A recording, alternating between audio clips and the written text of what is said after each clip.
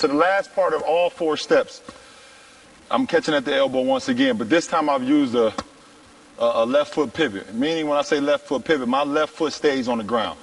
And I'm opening up to my defender. Now I've showed the right hand drive. I've showed the right hand step back. I've showed the right hand jab, drive, cut off, fade away. And at this point, your defender has no idea what you're going to do. He thinks you're going to drive. He thinks you're going to fade. He thinks you're going to step back. So now you're in your comfort zone. You're basically telling the defender what you want him to do. In your mind, you already know what you're going to do. And you're going to read the defender. And if he doesn't move, say the defender doesn't move this time, now you go around him. But you're giving yourself space. You jab once, okay, he doesn't move. And you jab again, that's giving you more than enough room to get your balance square. Your feet is square with your shoulders.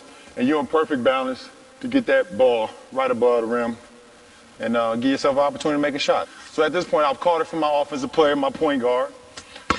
Left foot pivot, I've opened up. And it's just easy. You give him the jab because he may think you may go right. He doesn't really back up that much. But on the second one, you give him a hard jab. He drops his foot, and you're able to raise for the shot. Contested shot, but much easier shot because you've beat him on the drive once or twice before. You've beat him left hand.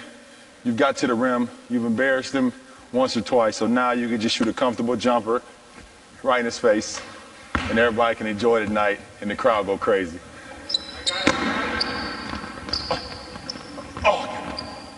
Got it.